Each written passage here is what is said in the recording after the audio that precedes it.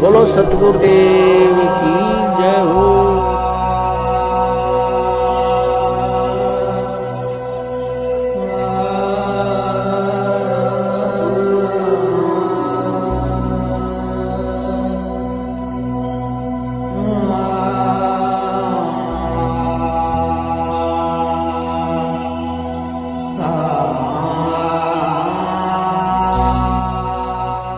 पहले तो बात है उनकी इस दलील पे विश्वास नहीं किया जा सकता पहली नजर में जी। लेकिन फिर भी ये अदालत में यह दलील दी जाएगी जो निचली अदालत होगी जिसमें केस ट्रायल होगा उसमें अदालत क्या फैसला लेगी तो उस वक्त पता लगेगा जी। लेकिन प्रारंभिक तौर पर अगर इनको खुद को बंधक बनाया गया था अगर हम इन्हीं की बात को सच मान लें जी तो इनको बंधक बनाने वाले कौन थे? बिल्कुल। वो भी इन्हीं के लोग थे, इन्हीं के समर्थक थे।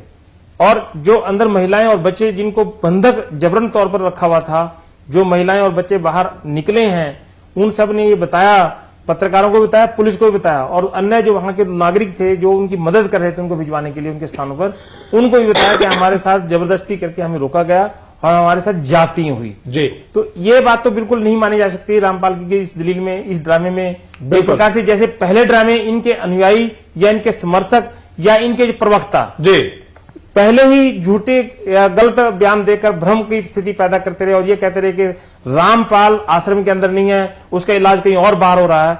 और एवं तहलका लगातार ये बता रहा था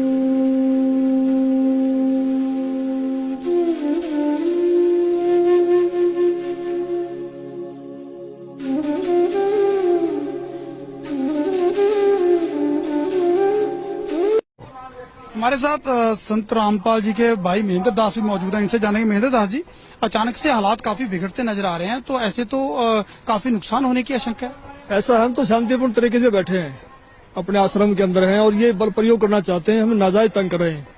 लेकिन आश्रम के लोग भी जैसे टकराव की स्थिति में नजर आ रहे हैं, तो क्या कोई बीच का रास्ता नहीं निकल सकता? बीच का तो यही है कि माननीय न्यायाधीश को चाहिए कि अपने पर विचार करे।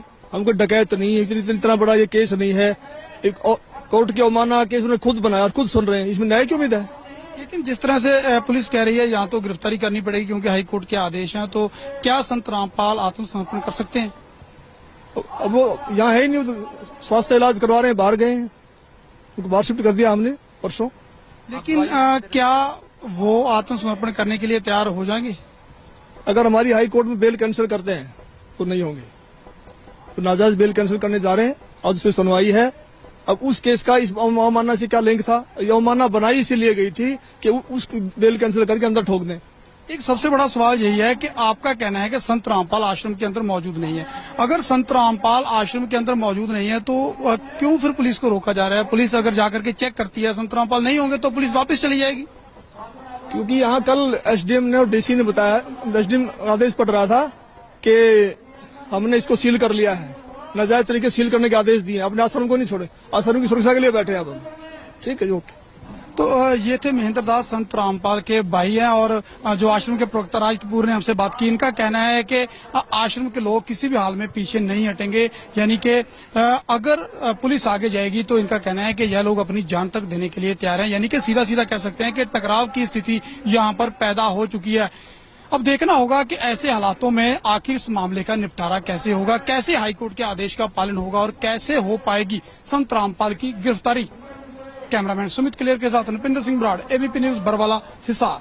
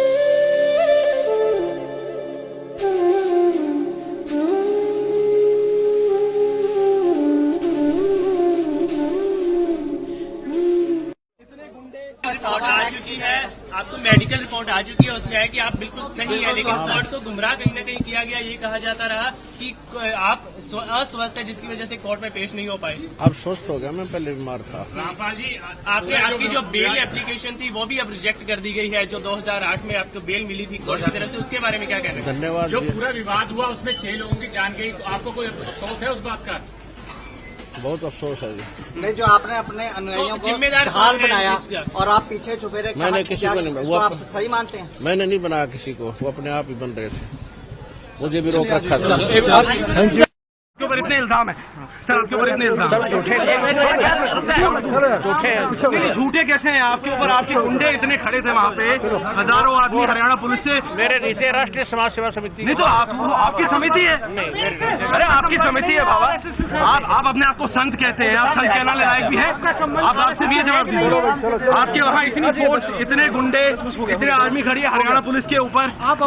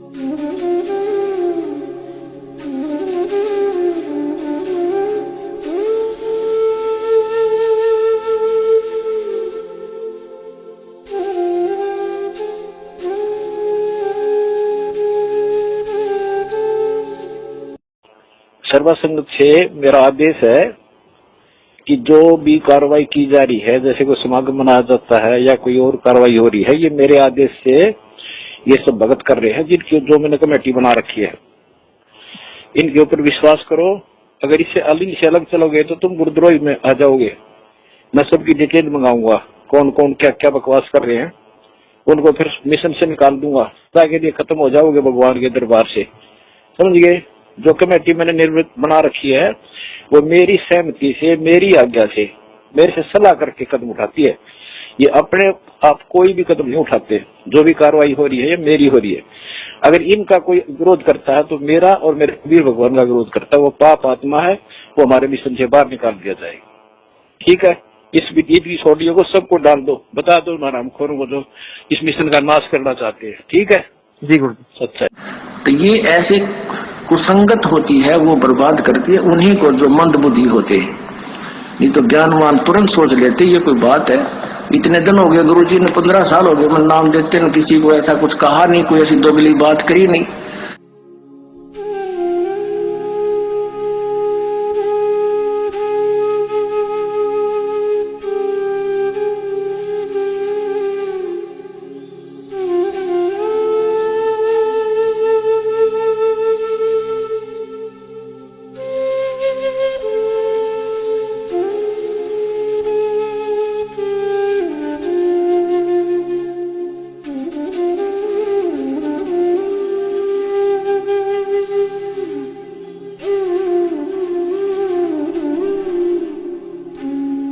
इस बारे में आपकी क्या राय है? हमारा संत रामपाल जी को और उसकी संगत को बहुत बहुत धन्यवाद।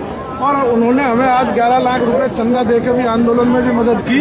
और मैं तो ये कहना चाहूँगा कि संत रामपाल जी के ऊपर भी जो जुल्म हुए, और उस जुल्म को जब वे उनके दर्शन करने उनके शरणार्थी जाते हैं तो उस पर भी तमाम अत्याचार किए जाते हैं, लाठियां बरसाई जाती है। सरकार उनको तंग कर रही, और जो आर्य समाज के और उनके बीच में डिस्प्यूट है उसको भी दूर कराने की कोशिश करेंगे, क्योंकि हम खुद आर्य समाजी हैं।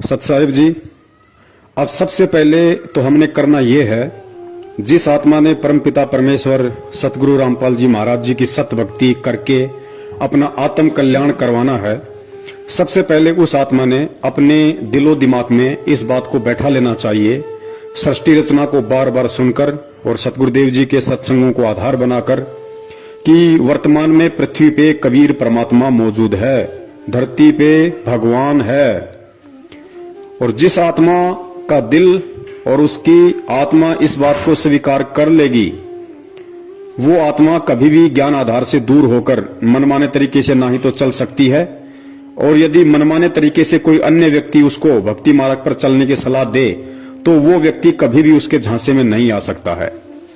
क्योंकि सतगुरुदेव जी ने बताया कि जब तक आप अपने गुरु को परमात्मा के रूप में नहीं देखोगे तब तक तो आपकी भक्ति शुरू भी नहीं होती है, चाहे आपने कोई सा भी नाम ले रखा है। तो सबसे पहले तो हमने आदरणीय गरीबदास जी महाराज जी की जो वाणी है कि गुरु को मानुष कर जानते ते नर कहिए अंध और मैं दुखी संसार में आ गए यम के फंद, अपने ऊपर इस वाणी को बिल्कुल भी लागू नहीं होने देना है। क्यों? क्योंकि हमने गुरु को मानुष नहीं समझना है, ना ही मानना है। और जिस आत्मा को यह समझ में आ गया कि गुरु रूप में इस पृथ्वी पे वर्तमान में साक्षात कबीर परमेश्वर मौजूद हैं, तो वो आत्मा विश्वास आधार से इस भक्ति पे दृढ़ होकर लगी रहेगी।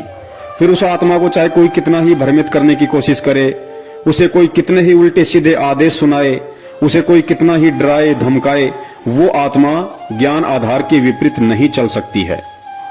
तो सबसे पहले हमने ये देखना है कि हिसार जेल में जो बैठे हैं वे सतगुरु रामपाल जी महाराज जी नहीं बल्कि कबीर परमेश्वर हैं।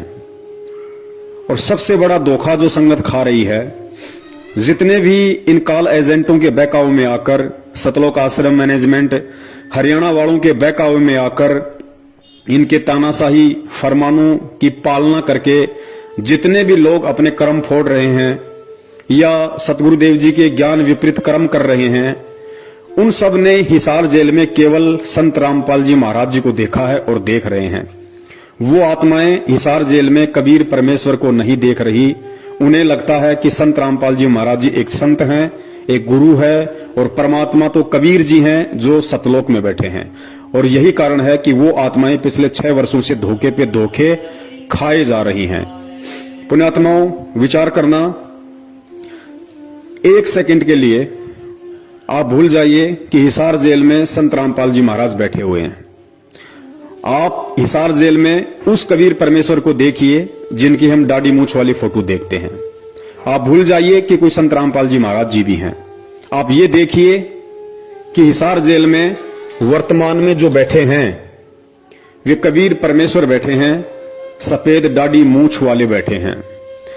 और जब आप उस कबीर परमेश्वर को सफेद दाढ़ी मूंछ वाले रूप में हिसार जेल में बैठा हुआ देखेंगे, और उसके बाद यदि आपसे कोई कहे कि हिसार जेल से कबीर परमेश्वर जी के आदेश आए हैं कि हमने हरियाणा की कांग्रेस सरकार को वोट डालना है, बीजेपी को हराना है, उसके 6 महीने बाद में आदेश आए कि हमने दिल्ली में केजरीवाल को हराना है और नरेंद्र मोदी की बीजेपी वाली पार्टी को जिताना है, जैसा कि सतलोक आश्रम मैनेजमेंट हरियाणा वालों ने ये सब नाटक किए हैं। संगत से कभी कांग्रेस को वोट डलवाए हैं तो कभी बीजेपी को वोट डलवाए हैं। आपको यदि हिसार जेल से आदेश आए कि आपने हरियाणा के जाट आंदोलन में शामिल होकर सरकार का विरोध करना है, आपको हिसार जेल से आदेश आए कि आपने राजस्थान की करनी सेना को समर्थन देना है, क्योंकि करनी सेना उस गैंगस्टर के समर्थन में है, उस गुंडे व्यक्ति के समर्थन में है जो 2 साल पहले पुलिस एनकाउंटर में मारा जा चुका था, जिसका नाम था गैंगस्टर आनंदपाल सिंह। क्या आप एक गैंगस्टर के समर्थन में उसकी सीबीआई जांच में खड़े हो सकते हैं जब आपकी अंतरात्मा इस बात को जान रही है कि हिसार जेल में साक्षात कबीर परमेश्वर दाढ़ी मूंछ वाले बैठे हैं? आप बिल्कुल भी इन आदेशों की पालना नहीं करेंगे। ना ही तो आप बीजेपी को वोट देंगे, ना ही आप कांग्रेस को वोट देंगे, ना ही आप किसी भी कुपात्र को दान देंगे, ना ही आप किसी भी गैंगस्टर की सीबीआई जांच का समर्थन करेंगे, जब तक आप हिसार जेल में दाढ़ी मूंछ वाले कबीर जी को देख रहे हैं। उसके बावजूद भी आप लोगों ने वो सारे उल्टे कर्म किए सतलोक आश्रम मैनेजमेंट हरियाणा के कहने पे।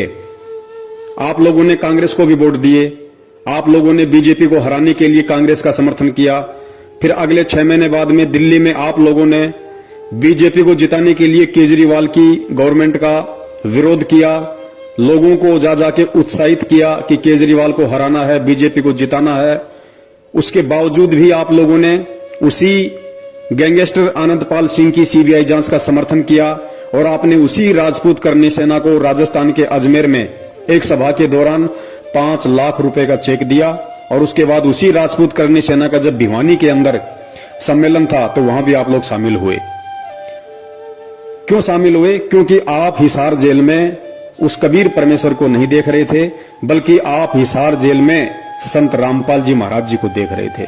अर्थात अभी तक आप लोगों ने अपने गुरु को कबीर नहीं माना, वरना आप ये कुक्रम, जब आपको ये कहा गया था कि ये हिसार जेल से गुरुजी का आदेश है, यदि उस समय आप अपने गुरु को कबीर के रूप में देख रहे होते तो कदापि आप इस तरह का कोई भी घटिया और ज्ञान आधारित आदेश नहीं मानते। तो यही सबसे बड़ी भूल हमने 650 साल पहले की थी और यही भूल हम वर्तमान में दोहराने जा रहे हैं कि हम गुरु को मानुष मान रहे हैं।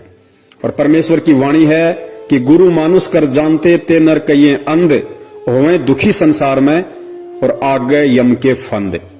तो सबसे पहले तो हमने इस बात को अपने दिलो दिमाग से निकाल देना है कि हम किसी सामान्य संत या किसी सामान्य व्यक्ति की शरण में हैं। हम जिस समर्थ की शरण में हैं वो स्वयं कबीर परमेश्वर है। और जब आपको इतना यकीन हो जाएगा तो आप ना ही तो किसी भी फर्जी नामदान केंद्र पे जाओगे, ना ही आप किसी को इन फर्जी नामदान केंद्रों से नाम दीक्षा दिलवाओगे, ना ही आप इन फर्जी नामदान केंद्रों से अन्य कोई दूसरा नाम लेने के लिए जाओगे, ना ही आप किसी हिसार की तारीखों पे घुटने तोड़ते हुए 10 गालियां खुद खाने और 10 गालियां अपने गुरुदेव को दिलवाने के लिए जाओगे, ना ही आप इन मनवस सतलोक आश्रम मैनेजमेंट हरियाणा वालों के किसी भी तानाशाही फरमान को मानोगे, क्योंकि आपकी आत्मा स्वीकार कर चुकी है कि मैं जिसकी शरण में हूं वो साक्षात कबीर है। और कबीर कभी भी दोगली बात नहीं कर सकता, कबीर कभी भी अपने भक्ति विधान के खिलाफ कोई भी आदेश नहीं दे सकता। तो सबसे पहले हमने गुरु को परमेश्वर मानना है, हृदय से आत्मा से स्वीकार करना है। और यह तब होगा जब हम सृष्टि रचना को बार बार सुनेंगे और सत्संगों की प्रत्येक लाइन पे गहनता से विचार करेंगे कि गुरुदेव इस सत्संग में किस वाणी का और क्या मतलब हमें समझाना चाहते हैं। उसके बाद में जिन लोगों को इन फर्जी नामदान केंद्रों से सन 2014 के बाद से नाम मिल चुका है, चाहे आपको प्रथम नाम मिल चुका है, चाहे आपको शतनाम मिल चुका है, और आज यदि आपको सच्चाई का पता चल गया है तो आपने सपने में भूलकर भी इन नामदान केंद्र और इन नामदान केंद्रों पर बैठे कुपात्रों की शक्ल तक नहीं देखनी है, वरना आप बहुत बड़े दोषी होगे। क्योंकि बरवाला कांड करवाने में मुख्य भूमिका सतलोक आश्रम मैनेजमेंट हरियाणा की ऊपर वीडियो में आप जी देख चुके हैं। और वही सतलोक आश्रम मैनेजमेंट हरियाणा का मुखिया महेंद्र भगोड़ा वर्तमान में सभी नामदान केंद्र खोल के बैठा है गुरु की आड़ में। तो आप यदि इन नामदान केंद्रों पे जाते हो, इन कुपात्रों को ज्योति पाठ दान का पैसा देते हो, इन कुपात्रों के फर्जी आदेशों को मानते हो, या इन कुपात्रों के कहने से आप जी गुरुजी की तारीखों पर हिसार में जाते हो व्यर्थ में अपना समय और पैसा बर्बाद करने, तो आप जी अभी अपने गुरु को कबीर परमेश्वर नहीं मान पाए हैं और आप जी भक्ति मार्ग में धोखा खा रहे हो। तो हमने बिल्कुल भी इन लोगों से किसी भी प्रकार का आध्यात्मिक संपर्क नहीं रखना है। तो जिन लोगों ने प्रथम नाम और सतनाम ले लिया है अनजाने में इन नामदान केंद्रों से, अब आगे उन्होंने इन नामदान केंद्र वालों से, सतलोक आश्रम मैनेजमेंट हरियाणा से, गुरुजी के परिवार वालों से और हर उस व्यक्ति से, चाहे वो भगत ही क्यों ना हो, जो सतगुरु के ज्ञान को आधार बनाकर नहीं चल रहा है और देखा देखी में चल रहा है, भेड़ चाल में, उस व्यक्ति से हमारा किसी भी प्रकार का कोई संबंध नहीं होना चाहिए। क्योंकि परमेश्वर कहते हैं कबीरा तहां जाइए रह संतन की प्रीत, इष्ट मिले और मन मिले, मिले सकल रस रीत। परमेश्वर कहते हैं भगत ने केवल उसी व्यक्ति या भगत के पास बैठना चाहिए जिसके रीति रिवाज, जिसका मन, जिसका इष्ट, जिसके कायदे कानून सेम हो, मिलते हो। तो वर्तमान में संगत में दो ग्रुप हैं। एक ग्रुप सतलोक आश्रम मैनेजमेंट हरियाणा जो बिल्कुल देखा देखी और अंधा होकर चल रहा है, दूसरा ग्रुप है सत्सेवक जो परमेश्वर के ज्ञान को आधार बना के चल रहे हैं। उसके बाद में जिस व्यक्ति ने अभी तक संत रामपाल जी महाराज जी से नाम दीक्षा नहीं ली है और जो व्यक्ति केवल उनके सत्संग ही सुन रहा है और उस व्यक्ति को ये सच्चाई मालूम पड़ चुकी है हमारी वीडियो देखकर, तो उस व्यक्ति ने भूल कर भी इन नामदान केंद्रों से कोई भी नाम दीक्षा नहीं लेनी है। उस व्यक्ति ने सबसे पहले गहनता से सत्संग सुनने हैं, सत्संगों को आधार बनाना है और सारी सच्चाई से परिचित होकर उस व्यक्ति ने जब तक सतगुरु रामपाल जी महाराज जी हिसार जेल से बाहर नहीं आते हैं तब तक उसने संकल्प नाम दीक्षा के माध्यम से भक्ति शुरू कर देनी है। संकल्प नाम दीक्षा क्या है, संकल्प नाम दीक्षा के माध्यम से भक्ति कैसे शुरू होगी, संकल्प नाम दीक्षा के अंतर्गत हमने क्या क्या करना पड़ेगा, वो सारी विधि एक 2.5 घंटे का वीडियो हम सत्सेवकों ने बना रखा है। वीडियो का लिंक इसी वीडियो के डिस्क्रिप्शन बॉक्स में आपको मिल जाएगा, आप उसको देख लीजिए, अच्छी तरह से उसको देखिए, समझिए, उसके बाद आप जी संकल्प नाम दीक्षा लें और अपने घर में भगवान को प्रकट करें। इसके अलावा आपने किसी भी प्रकार का ज्योति पाठ या दान का पैसा किसी भी उस कुपात्र व्यक्ति को नहीं देना है जो सतगुरु रामपाल जी महाराज जी के फर्जी आदेश बताकर पिछले 6 साल से संगत को लूटने में लगा हुआ है। गुरुदेव कहते हैं कि गुरु बिन दान पुण्य जो कर ही मिथ्या होय कभू न फल ही। और गुरुदेव कहते हैं कि गुरु बिन माला फेरते गुरु बिन देते दान, गुरु बिन दोनों निष्फल है चाहे पूछो वेद पुराण। और परमात्मा कहते हैं गुरु बिन होम यज्ञ जो साधे औरो मन 10 पातक लागे, यानी बिना गुरु की आज्ञा के, बिना गुरु के आदेश के। और यदि आपने उस कुपात्र व्यक्ति को दान धर्म ज्योति पाठ का पैसा दे दिया, हवन यज्ञ करवा लिया, उसके यहां पे आपने पाठ करवा लिया, तो आप जगत वालों से 10 गुना ज्यादा दोषी परमेश्वर की नजरों में बन जाओगे। तो हमने ये गलती अब भूल कर भी नहीं करनी है, क्योंकि जब हमें विश्वास हो जाएगा और हमारी अंतरात्मा इस बात को स्वीकार कर लेगी कि मेरा गुरु साक्षात कबीर है, तो आपको यह भी विश्वास हो जाएगा कि वो कबीर हिसार की जेल में बैठने के लिए नहीं आया है, उस कबीर का कोई खेल है। वो कबीर एक तीर से अनेकों शिकार करता है और पहला शिकार उसका यही है कि इस भक्ति मार्ग में सबसे बड़ा रोड़ा यदि कोई बनता है, सबसे बड़ा रोड़ा यदि ये काल किसी को बना के खड़ा करता है, तो उसी सतगुरु के परिवार को, भाई बंधुओं को, रिश्तेदारों को निमित्त बनाकर खड़ा करता है।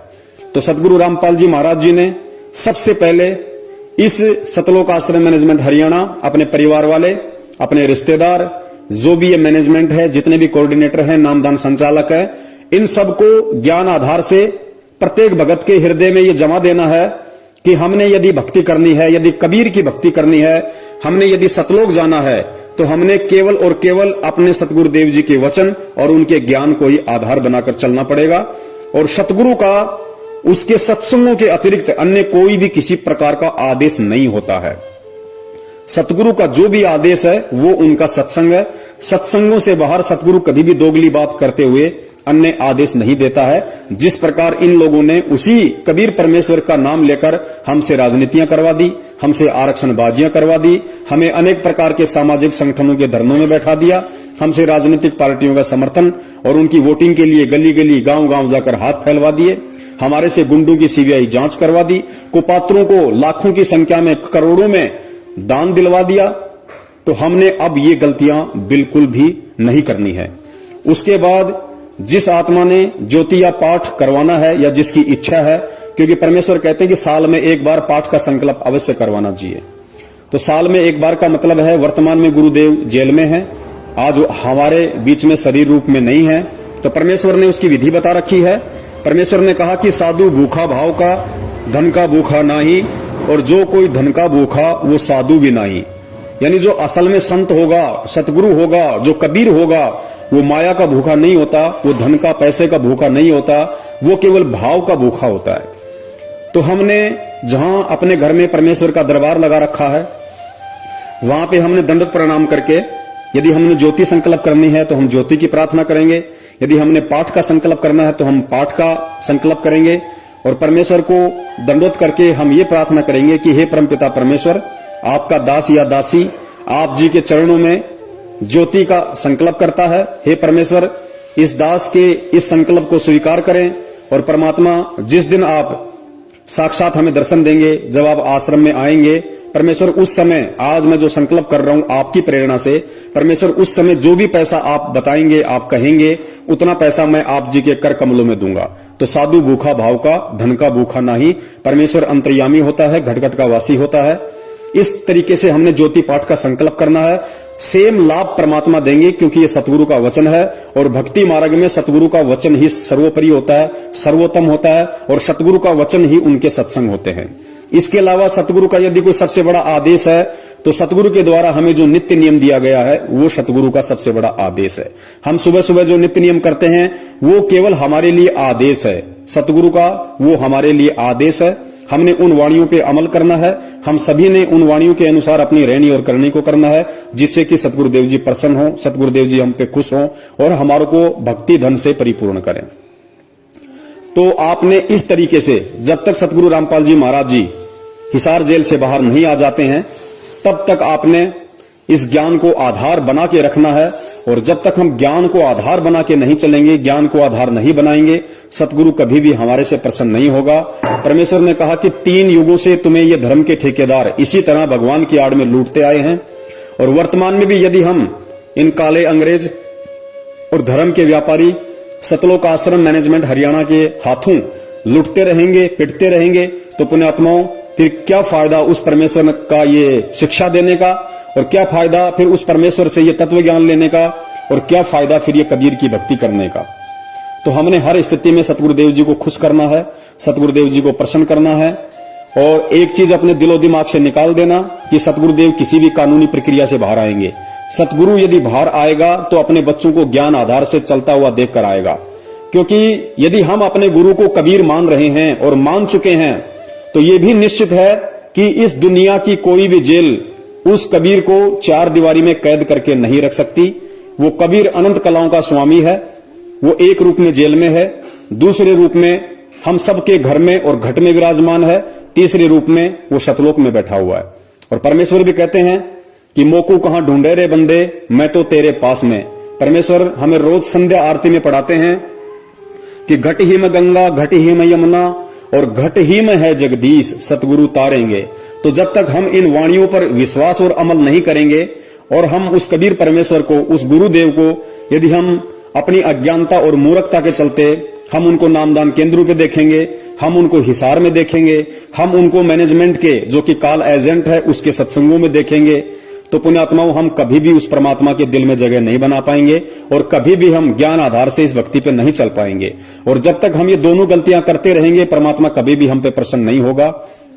तो आप सभी ने इस ज्ञान को आधार बनाकर सतगुरुदेव जी को प्रसन्न करना है और अपने भक्ति धन को बचा के रखना है। कोई भी काल एजेंट, कोई भी काल का दूत हमें किसी भी मोड़ पे कोई भी उल्टा आदेश बताकर लूट ना सके। सतगुरुदेव जी ने तो एक समय यहां तक कहा था अपने बच्चों पे विश्वास करके कि बच्चों, जिस व्यक्ति ने 2 से 3 साल तक इस ज्ञान को सुन लिया उसको ब्रह्मा विष्णु महेश भी आ जाए तो उसको भ्रमित नहीं कर सकता। जबकि हम देख रहे हैं कि जिन व्यक्तियों ने 10-10 साल से नाम ले रखा, 20-20 साल से नाम ले रखा है, उनको ब्रह्मा विष्णु महेश तो छोड़िए, ब्रह्मा विष्णु महेश के नाखून के बराबर भी जो नहीं है, सतलोक आश्रम मैनेजमेंट हरियाणा ये पिछले 6 साल से किस कदर उन भक्तों की दुर्गति करवा रहा है, उनको ज्ञान के विपरीत चलवा रहा है। तो फिर हम कब उस लायक बनेंगे जिस लायक हमें सतगुरु यहां पे ज्ञान देकर बनाने आए हैं। तो हमने विश्वास के साथ भक्ति करनी है और हम अपने गुरु को यदि कबीर मान चुके हैं तो विश्वास रखना कबीर बाहर आएगा, कबीर पूरी सृष्टि को नाम देगा। कबीर का वचन है, कबीर ने कबीर सागर में लिखवा दिया था कि धर्मदास जब वो 5505 वर्ष वाला समय बीत जाएगा उसके बाद एक समय ऐसा आएगा जब पूरी सृष्टि मेरे से नाम लेगी, हर घर में सतनामी होंगे। और परमेश्वर ने कहा था कि सकल सृष्टि परवानिक होई, और मालिक कहते हैं घर घर होगा बोध विचारा। तो ये भक्ति विश्वास की है।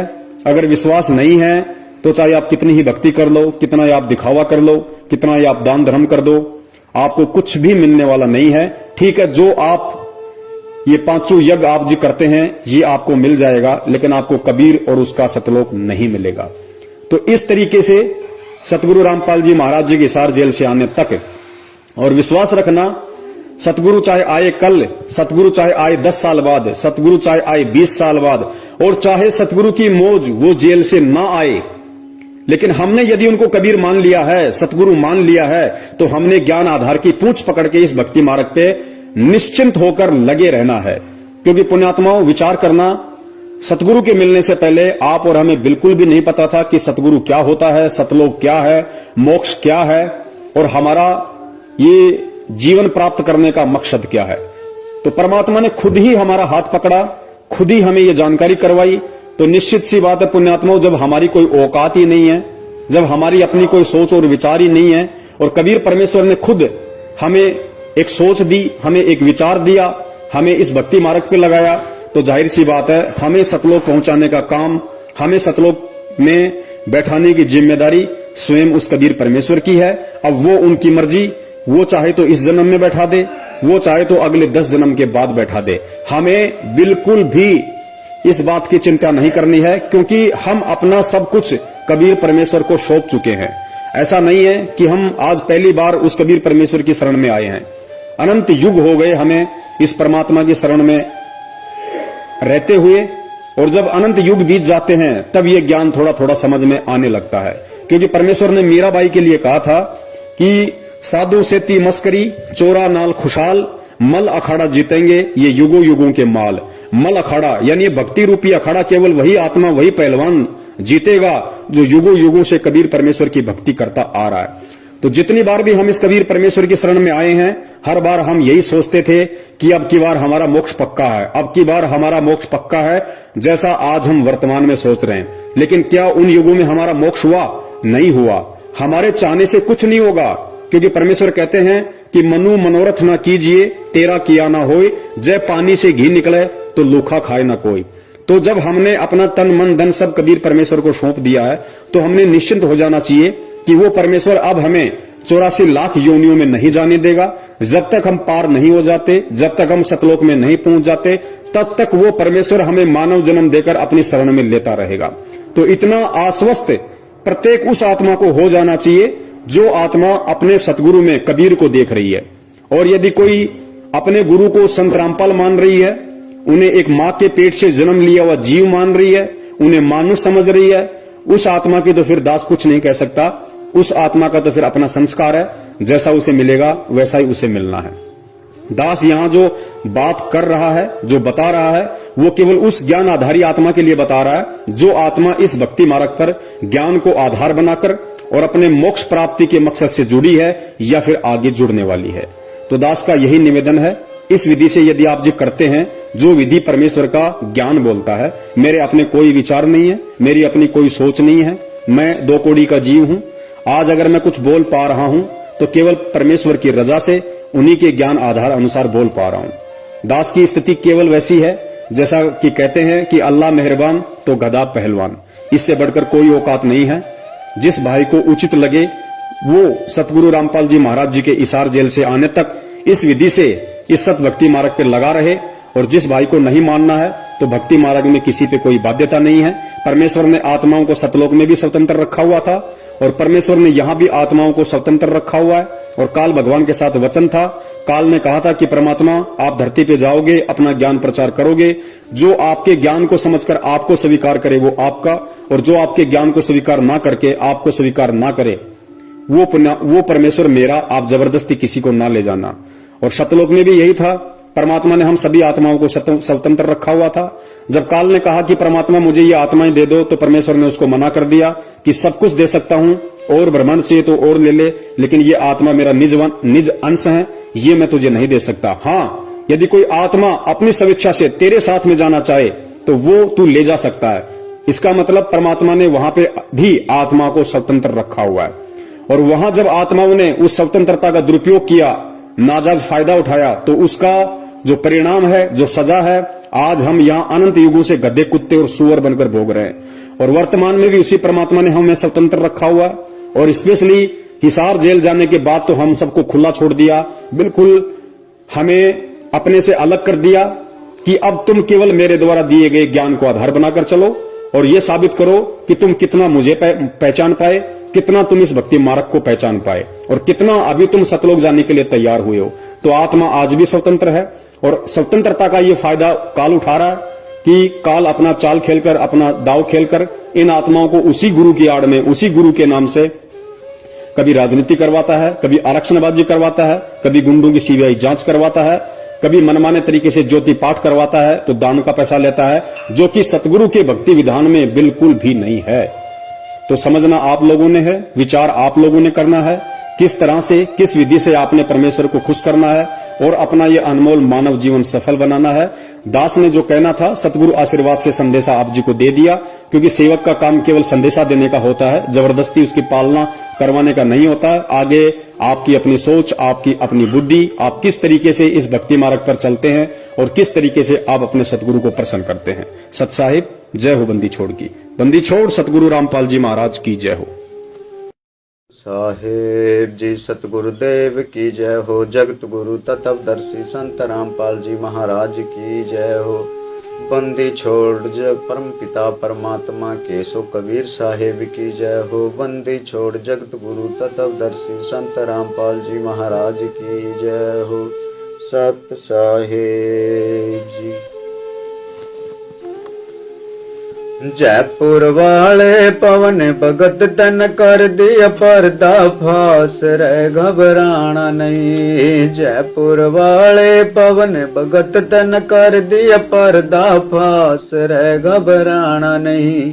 तेरी भली करेंगे संत राम पाल, घबराना नहीं। तेरी भली करेंगे संत राम पाल, घबराना नहीं। बरवाड़ा का कांड करणी रही उनका नाम बताया।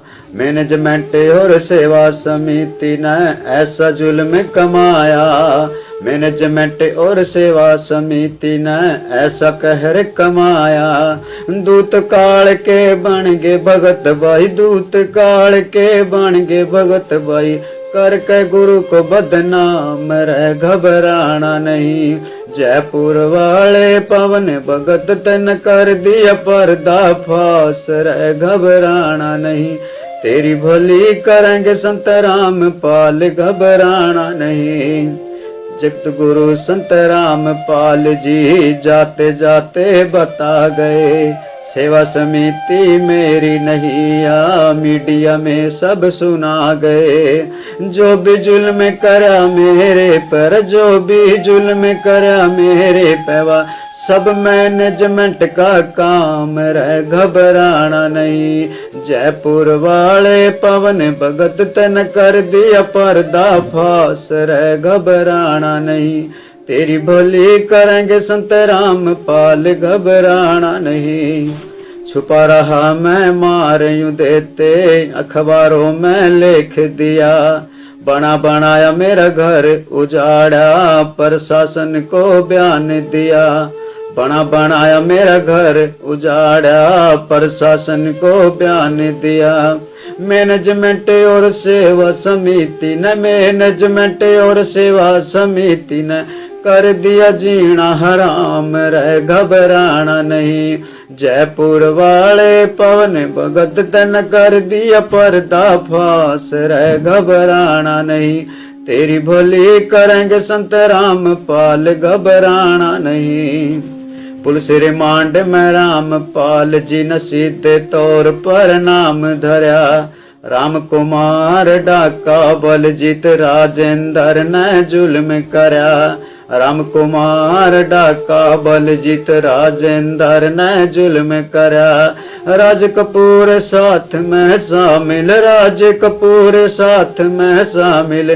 कर बरवाड़ा का कांड, रे घबराना नहीं।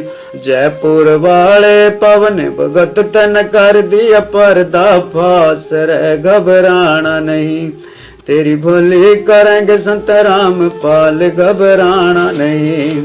जगत गुरु को झूठ बताया मैनेजमेंट वालों ने, निर्दोष गुरु को दोषी बनाया इस सेवा समिति वालों ने। निर्दोष गुरु को दोषी बनाया सेवा समिति वालों ने। सजा करा कर उम्र कैद की, सजा करा कर उम्र कैद की। करे गुरु जी पे एहसान, रहे घबराना नहीं। जयपुर वाले पवन भगत तन कर दिया पर्दा फास, रहे घबराना नहीं। तेरी भली करेंगे संत राम पाल, घबराना नहीं। तेरी भली करेंगे संत राम पाल, घबराना नहीं। रामपाल मेरा सच्चा सतगुरु जिसने पड़ की तोड़ निभानी। रामपाल मेरा सच्चा सतगुरु, जिसने पड़गी तोड़ निभानी। जीते जी मेरे रामपाल ने दे दी है कुर्बानी। जीते जी मेरे रामपाल ने देती है कुर्बानी। सुन लो सत भगतो भाई सारे, सुन लो सत भगतो भाई सारे, बनियो नान जान रह घबराना नहीं। जयपुर वाले पवन भगत तन कर दिया पर्दा फास, रह घबराना नहीं। तेरी बोली करेंगे संत रामपाल, घबराना नहीं। गोंदवाला में रण सिंह कह रहा चुप रहा ना जावे। गोंदवाला में रण सिंह कह रहा चुप रहा ना जावे। सेवा समिति मैनेजमेंट का करना पड़ा सफाया। मैनेजमेंट और सेवा समिति का करना पड़ा सफाया। और सहा नहीं जाता हमसे, और सहा नहीं जाता हमसे, सतगुरु का अपमान रह घबराना नहीं। जयपुर वाले पवन भगत तन कर दिया पर्दा फास, रह घबराना नहीं। तेरी भली करेंगे संत रामपाल, घबराना नहीं।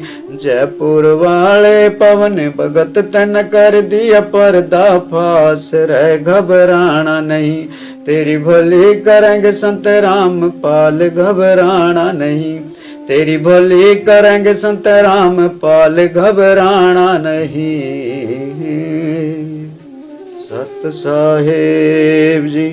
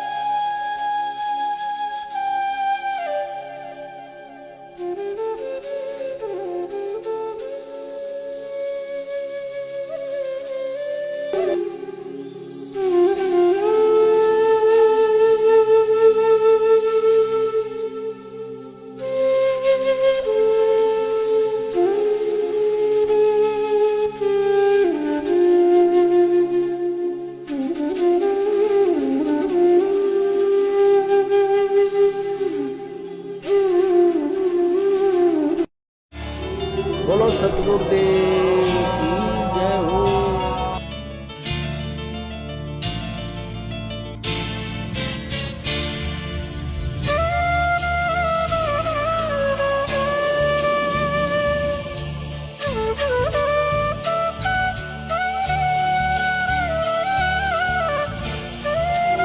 बोलो सतगुरुदेव